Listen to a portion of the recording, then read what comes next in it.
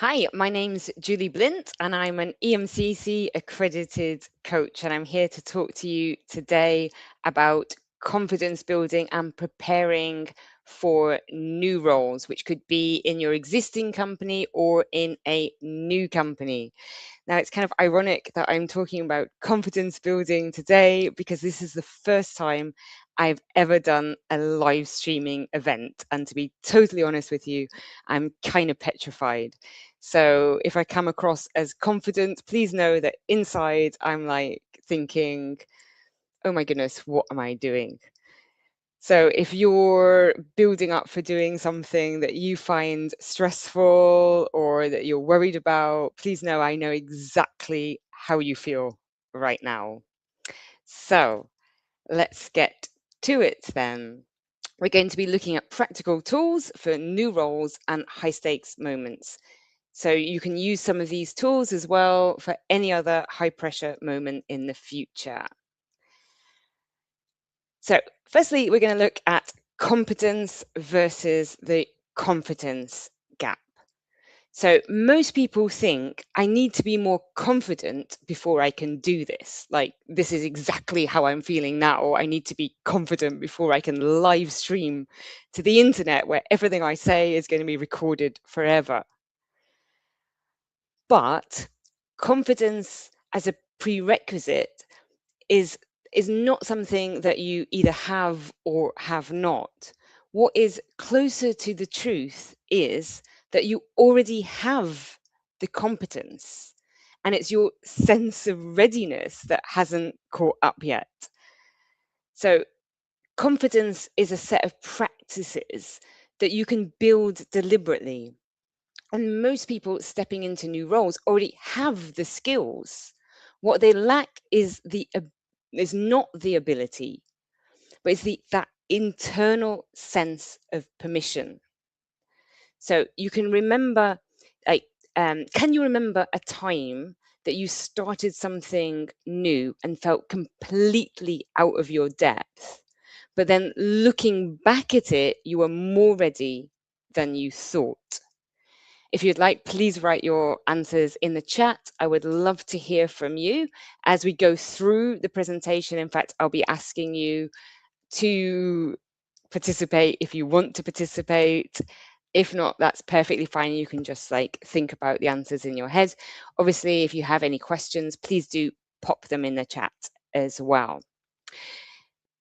For me, I feel completely out of my depth now doing this, but I am still doing it because I believe that I can do this, and it's just self-doubt that's getting in my way and trying to, say, what are you doing? This is difficult, but I'm here doing it anyway.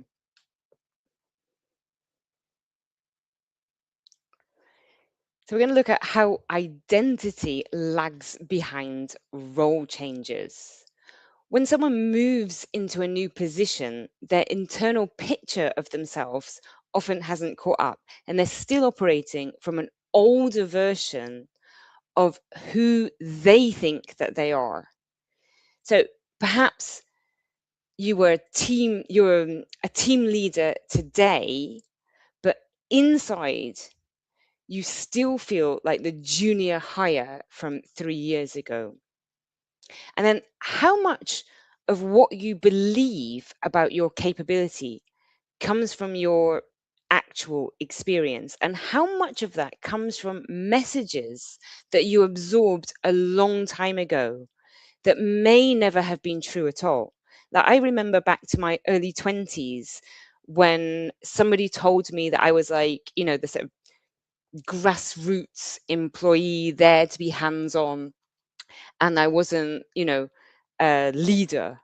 And I kept that message in my head for so long. And then when I became a leader, that message like really conflicted with my identity. And then I realized, no, I am a leader actually. And as I sort of matured, apparently, I started to realize, no, I am a leader and I'm good at being a leader. But I still had that message that somebody else had told me a long time ago. And as we have more experiences, we have to leave those old messages behind and like think about what is true now and what could be true in the future if we put ourselves to the test and experience new things. So there's borrowed confidence and then there's built confidence. And this distinction gives you a conceptual anchor for the whole session. So, what is borrowed confidence? It comes from external sources such as titles and job descriptions, or approval from authority figures, validation from colleagues, or past successes that other people have recognized. But this type of confidence is kind of fragile. It's hard to maintain and it often like goes away when the context changes. But real confidence or built confidence comes from the evidence that you collect. So it comes from like what I did, what it required of me, what it proves that I can do, or specific memories of handling difficulty or skills that you've tested under pressure. And this kind of confidence is more durable and it travels with you into any new role or situation. And everything I'm going to share with you today is going to look at that type of confidence, that built confidence. And if you're thinking, I'm not a very confident person, I'm a shy person, etc., please do know that you can build confidence, as I've already tried to say, like or for those of you maybe who know me from when I was like 16 years old or in my early 20s, I or even like in my 30s, um I never felt like such a confident person, and yet I have managed to do so many things or surprise myself so many times, like exactly what I'm doing now. So you can build confidence and you can control that self-doubt as well. So the inner dialogue under pressure. In the first 90 days of a new role, people have like specific sentences or words running on repeat in their head. And they're kind of predictable patterns, but they can be interrupted. So maybe that voice is saying something like, I don't belong here. They will find out that I don't know enough. Everyone else seems to know what they're doing. I shouldn't have to ask for help. Or if I make a mistake, it proves I'm not ready.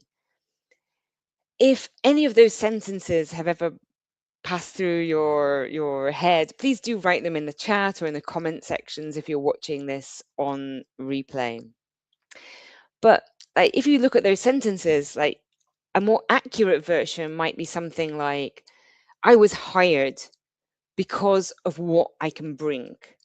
I know enough to start, and then I'll learn the rest. Everyone is figuring it out. I just can't see it. And that's the thing. Oftentimes, we look at other people and they seem really confident. But what we don't know is internally they have that same self doubt, those same fears, and these same phrases, such as, they're going to find out I don't know enough, running through their heads. So, what we have in our heads isn't reporting on the news, it's not reality, but they're sort of like old programs that can be rewritten and changed. So we're going to come back to confidence building a little bit further and some techniques that you can use to remember the skills that you have. But for now, we're going to look at something I find quite important, and that is body language and specifically voice. And a lot of people can talk about body language and confident positions versus defensive positions, but what people often overlook is how important voice is in all of this.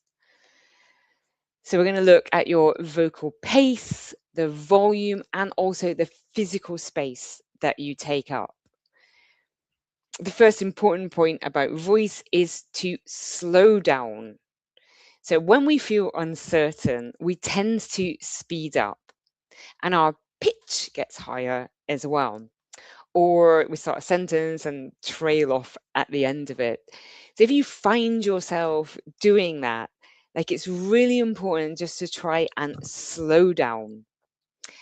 And it oftentimes it's quite a good idea to even go more slowly than you would normally speak, and to pause between sentences, because you will sound more authoritative and more secure. And that goes hand in hand with lowering the pitch and finishing cleanly. So don't finish a sentence with an upward inflection that will make it sound like a question, because when your voice goes up at the end, it turns a statement into a question, which sounds like you're asking permission, or it actually sounds like you're insecure and you're not sure of what you're saying. It can also be a sign of lying, by the way, as well. So when your voice goes down or it just remains neutral, then you're going to sound more like you know what you're talking about. So if you start a speech or like a workshop like we're doing now or something, and you notice that you're speeding up and your pitch is going higher, that's the first thing you can do to change the way that you're coming across and project confidence. So even if you are feeling insecure or feeling anxious and all those things, you can start to try and control those little things to try and help you feel more confident in the moment. And the next point is to take up physical space. So often sitting forward shows interest. You can try placing, if you're in person, you can try placing both your hands on the table and just making sure that they're not hidden underneath. Keep your shoulders down and open, and spread your materials around. So this is about taking up space and feeling that you have the permission to take up space. So if you kind of spread your things around, this helps expand your personal space and make you feel more confident as well. So it's like a little psychological technique to help you feel that you have this space that you can take up. So to try and stop you like doing any sort of defensive or closed body language. Then make sure that your body matches your message.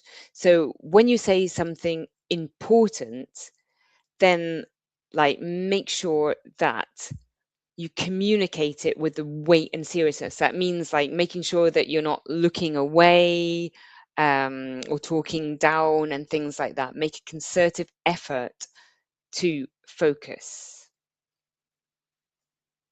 If you have any questions about that, please do pop them in the chat or comment in the comment section as well. So we're going to look at a little bit of a body language and voice self-check. So you can run through these before an interview, a presentation, or an important meeting, and it will take less than 2 minutes. So feet is the first one.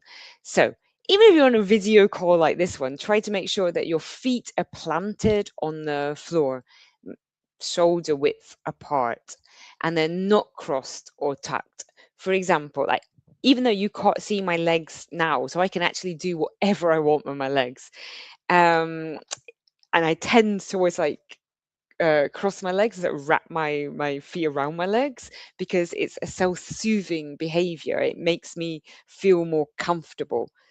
But it's not. It actually if you could see me, it would make me look more insecure, but it can make me feel like I need soothing or that I'm not confident. So basically, just by sitting in a confident position, it will trick my brain into feeling more confident. And this goes for posture as well. At the moment, I'm trying to read the slides, which are quite difficult. So sometimes I have to like lean forward to read the slides. But it is important to try to have that confident, relaxed posture and not slouch. As I said before, if you do lean forward, that can show interest. And then hands. So your hands, it says visible and still, but I'm a person that loves to gesticulate. I've always done it, but also because I lived in Spain and Italy, where people gesticulate all the time. And I think that your hands are a very valuable asset in communicating a message. But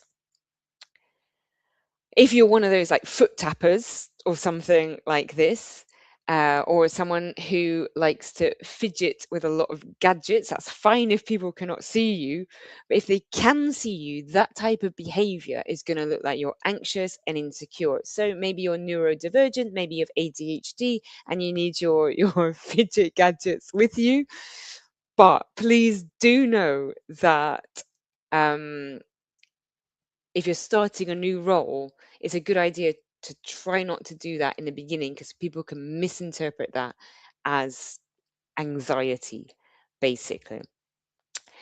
Also, if you're on a video call, it's a really good idea sometimes to make your hands visible, because it can help the other person have a feeling of trust in you. But if your hands are hidden, then um, yeah, it can just make it look like you're not feeling so confident. And then space, try to take up as much space as possible without being exaggerated. Obviously, as I said before, spreading your materials out and try to take up space. Your voice pace, so deliberately make it slower than feels natural and pause between sentences if you're feeling nervous, and this will help you feel calmer. And then your pitch, especially for women, try to lower your pitch, try and speak from your chest, because I won't go into it here, but lots of stereotypes, lots of different things, but a lower voice is generally associated with being more authoritative. So if you can lower your voice, then it's a really good idea. So if you sort of imagine it, if you normally like talk from here, just try to imagine like talking from the chest or talking from the diaphragm, and this will help you sound more authoritative or more confident as well. And then breathing. So lots of people love breathing exercises to calm down their nervous system. I know a lot of other people who are not big fans of breathing techniques, but they do actually really help calm your physiological body. So if you are starting to feel nervous and your heart is racing, etc., do just take at least 3 deep breaths, which helps get oxygen to the brain and will help you think more clearly. So I'm not saying you have to do some strange meditation, box breathing, or any of that, but at least just try and take 3 deep breaths to calm your system and then get oxygen into your brain, which will help you think more clearly. So now we're going to move on and look at mindset tools.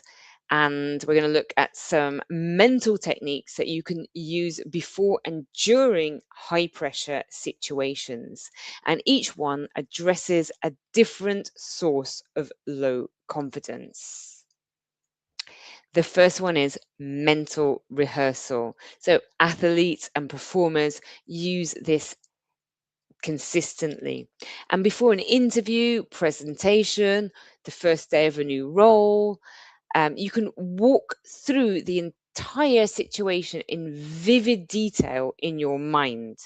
So Imagine the room, imagine the people. So you imagine yourself responding well. You imagine being asked a difficult question and handling it with composure. You imagine your voice steady and your body calm and the conversation going the way that you want it to. The more detail, the better. So if you know the room you're going to be in or the background you're going to have, then it's great because you have to like keep picturing yourself in that situation with as much detail as possible, because the brain does not fully distinguish between a vividly imagined experience and a real one. So, when you rehearse vividly with detail, you build familiarity and confidence. So, you are not telling yourself it will go well, but you're actually practicing it going well. And there's a big difference because familiarity really does help you perform better. So, you can even try it now if you've got something that you know coming up in the near future. Like, for example, I was thinking about doing this session earlier and I was trying to imagine myself doing it and imagine it going well. So, if you do have one of those things now, just close your eyes for a second and try and picture yourself in that scene, imagining the details and imagining yourself doing it successfully, imagining your voice calm and steady and the conversation going the way that you want it to.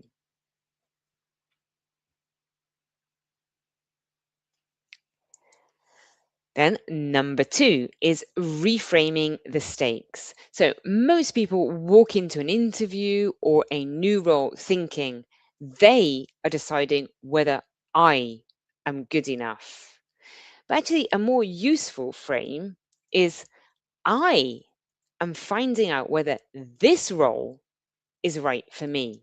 So this isn't a trick, but it changes the power balance in your own mind. And when you are evaluating rather than being evaluated, then your posture, your voice, and your communication will change. It will help you feel more confident. So you can stop performing and start evaluating, which makes you more impressive.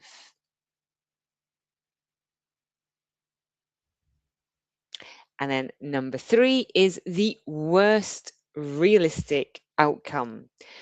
When you feel anxious about a high stakes situation, ask yourself a question: what is the worst thing that is realistically going to happen? So, not the catastrophic fantasy, not the version where everything goes wrong and your career is destroyed, but the real worst case, which could be something like, I don't get this particular role and I apply for the next one. Or I have had an awkward first week, but then I'll find my feet and I'll do better.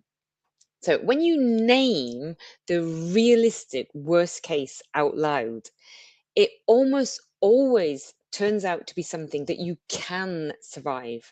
And once you know you can survive it, the anxiety drops and you have more energy available for performing well. There is the old saying, name it to tame it. And naming the emotion that you're feeling, for example, helps you to regulate that emotion. So you can try it now if you'd like. So think of a situation that you're worried about and try and think of the realistic worst case. So again, not the absolutely catastrophic one, but the realistic one. You don't have to share it if you don't want to, but you can share it in the chat if you would like. And, if not, just think about what would be the realistic worst case? And is it as bad as that catastrophic story that you're telling yourself.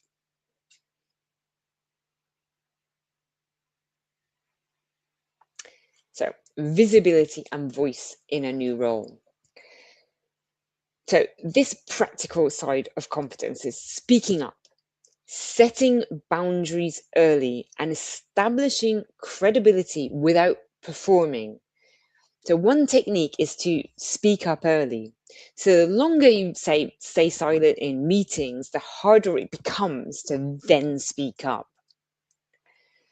So, in your first meeting, in your new role, you can try to say something within the first 10 minutes or within the first meeting, even if it's just a question. And then that will help establish you as a participant and not an observer. And it will help you establish your presence there as belonging there and being part of it rather than being that outsider coming in. Another really important one is to set boundaries in the first week because people will treat you the way you allow them from the start. And boundaries set early feel natural, but then boundaries set too late will feel confrontational. So it is really important, like, to start the way that you want to continue rather than just trying to impress everyone by working like 18 hours a day, working through your lunch break, answering emails 24 hours a day, etc. If you start like that, it's going to be really difficult to change that afterwards. But if you start actually with hard boundaries, then it can be easier to give leeway afterwards as well. So really do think about those things that you want as boundaries in the future. Make sure you're not compromising them in the beginning because it will get very hard to change later. And then you can establish credibility through action. So find one thing that you can do well and quickly and try and deliver it. Because credibility comes from demonstrated competence and not from telling people what you know. And also, and this is the really, really important one for me, stop waiting to feel ready. In my opinion, confidence follows the action. So you do it and then you will feel ready. And this is exactly what I am doing now because, like, at 5 to 6, did I feel ready to do this? Not really at all. So I was talking to Paul from Coaching Minds backstage, and I was literally telling him this, how petrified I am. Oh my goodness, I can't believe I'm doing this. Like the immortality of all my words that I say now is going to be recorded on the internet forever. And, I've been so worried about doing this for so long, but I cannot let that stop me. I recently appeared on the Italian radio, so speaking my second language on the radio. And I was like, when I accepted doing that, I was like, oh my goodness, I cannot do this. But once I said yes to doing it, that meant I had to do it. And therefore, like, that really pushed me into doing it. But I couldn't wait till I felt ready to do that because I would have been waiting forever. So sometimes you just got to jump in at the deep end and get that fear out the way. And you'll find that it's not as bad as you thought. Like right now, sitting here virtually half an hour after starting, I'm like, oh my God, this isn't a complete catastrophe. This is, hopefully, you can tell me, going okay. So this is the point. Like, don't wait till you feel ready. Push yourself, jump in, and sometimes, all that self-doubt and fear isn't as bad as you thought, especially if you have some of the techniques that I've mentioned before or that we're going to look at to help you regulate your feeling of confidence. So now we're going to move on to your confidence toolkit. So we're going to look at practical exercises that you can use and return to before any high stakes moment. This is a really important one for me. You can use it in all types of areas of your life, but here we're talking about career and preparing for a new role. So we have the confidence evidence log, which is a simple constructed template to build a personal database of proof. So we're not talking about encouragement or affirmations, but we're talking about real, actual evidence that counteracts that feeling of I'm not ready. And this can be more effective than affirmations, because sometimes when we make affirmations like, I have confidence, this will be fine, we don't really believe it internally. So it can be harder to turn it into reality. But what we're looking at here is a real evidence log from your life of real successes and real achievements that you have had in the past that you can record. And then every time self doubt creeps in, or you need a confidence boost, that you can read and automatically remember. Because in the moment, it's very hard to remember our successes, it's very hard to remember our achievements, and the negativity creeps in. But if we've got that written record, it's going to be a lot easier to give ourselves that confidence boost in the moment that we need it. So we have 3 columns: what I did, what it required of me, and what it proves I can do. So, for example, I led the project review when my manager was away for what I did. And then what it required of me. It required me to present to senior leadership, handle questions on the spot, and make a decision about resourcing without checking with anyone. And then, and most importantly, what it proves I can do. It proves I can lead a high pressure meeting and make decisions under uncertainty. So here we've got evidence, not encouragement, motivation, or affirmations, but they're real things that you have done. And then you can review it anytime you need. Then we have the first 30 days and self talk reframe. So if you're about to start a new role, you can answer these 3 questions before your first day. So the first one is, what do I want people to experience when they work with me? So basically, that means, what impression do you want to give people? Is it that you want them to think that you're a calm person? Is it that you want them to think that you are decisive or collaborative or direct? So if you know what impression that you really want to give, and you have that in your head, it can really help you to give that impression in the moment, rather than coming across in a way that you don't want. So the next one is, what boundary do I need to set early? So we mentioned it before, but it could be like how much overtime you're prepared to do, whether that you will work through your lunch break, take 30 minutes or an hour for your lunch break, answering emails at certain times at night, over the weekend, etc. So think about it before you start. Have clear in your head, what boundaries do you need to make sure are in place? And then the third one, what one thing am I avoiding that I already know how to do?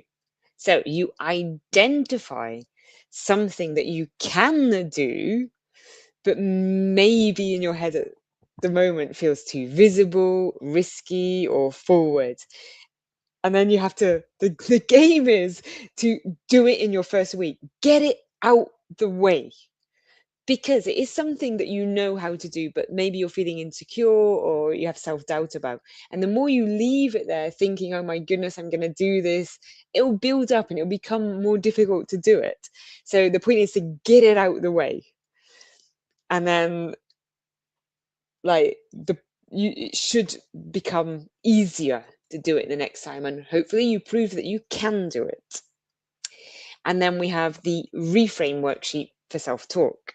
So here we've got 2 columns, the automatic thought and the more accurate replacement based on evidence. So again, it's not positive affirmations, but evidence-based correction. So the automatic thought might be, they will find out that I don't know enough. But the evidence-based correction can be, I was selected because of specific skills that I demonstrated and that you know how to do. So you see the difference there with the affirmations, because they are looking at your automatic negative thought, and then you're looking for real evidence from your past to counteract it.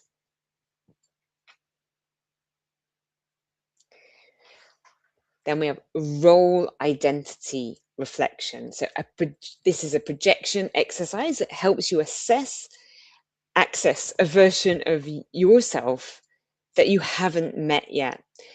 And here you describe yourself as if you had already been in the role for like 2 years and it had gone well. So you just imagine yourself 2 years into your new role. What do you notice about how you describe yourself differently? So, 1 or 2 sentences in the chat, if you would like, or in the comment section, describe yourself as if you have been in your new role for 2 years and it's gone well. What do you say about yourself? So, notice what changes. How do you talk about your skills differently?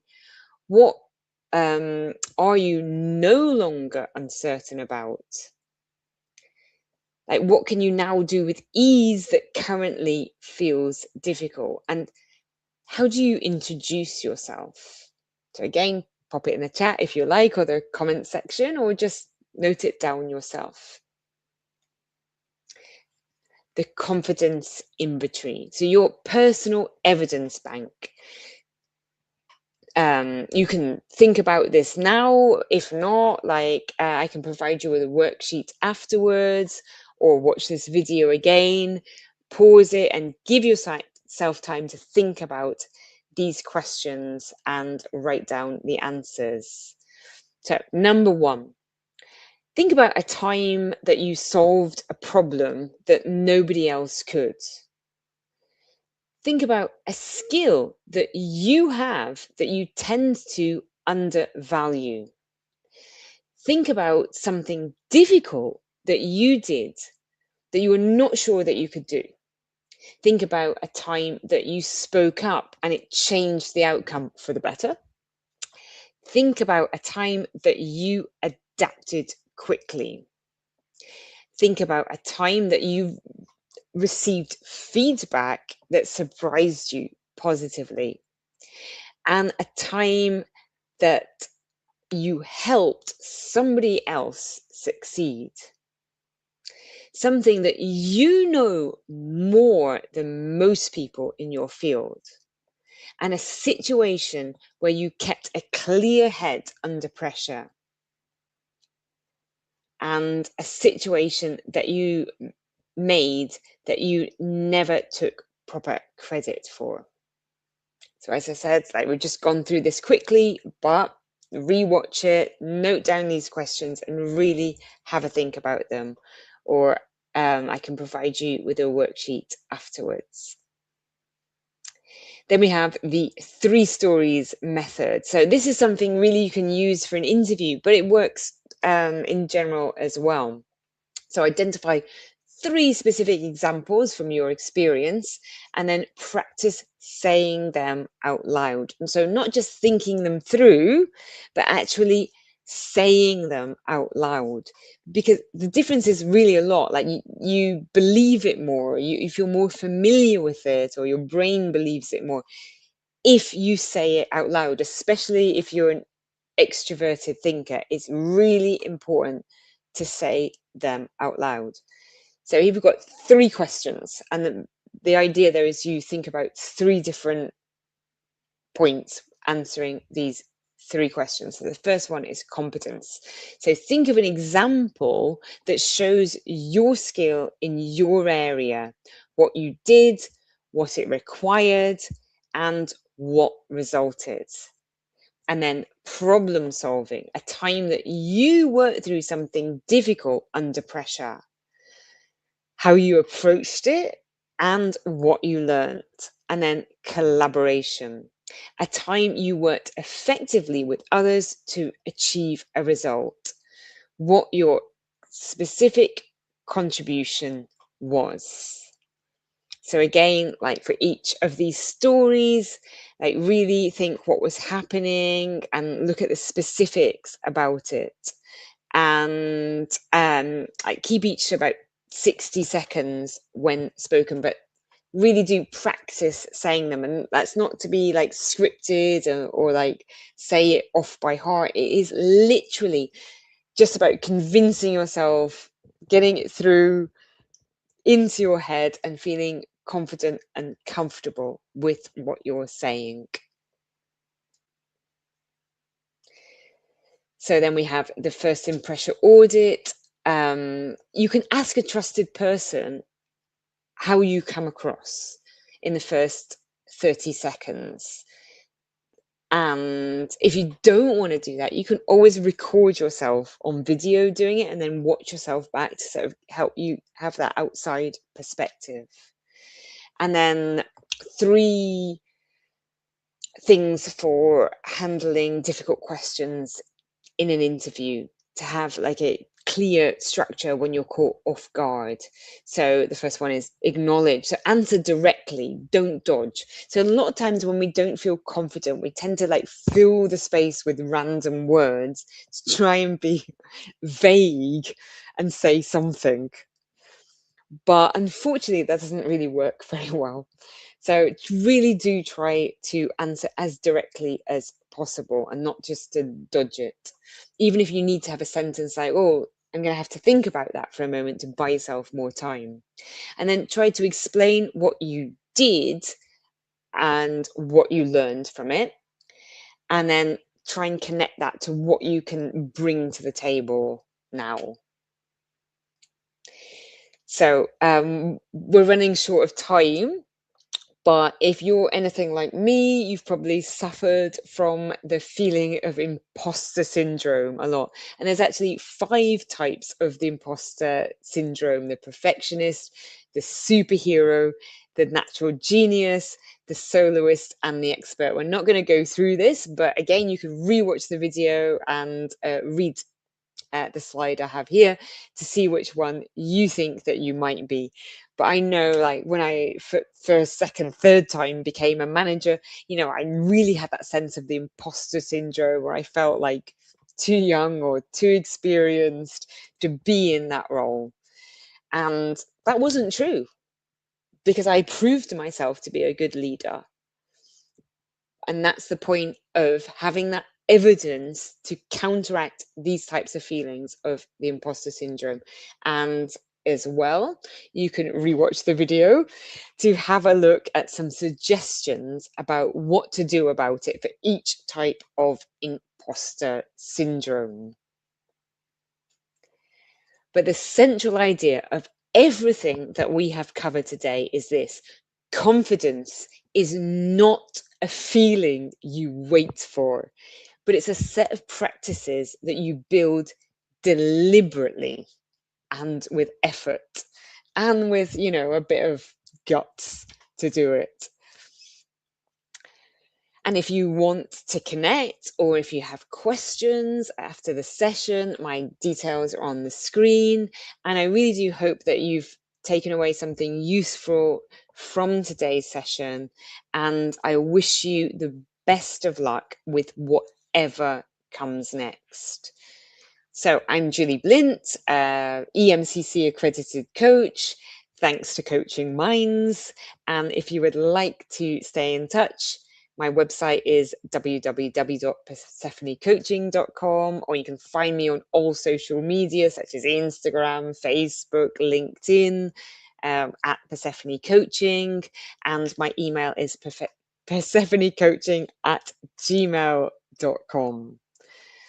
And please do write any comments that you have after the live showing. It will still be going out on different channels, so please do participate after the live session is over as well.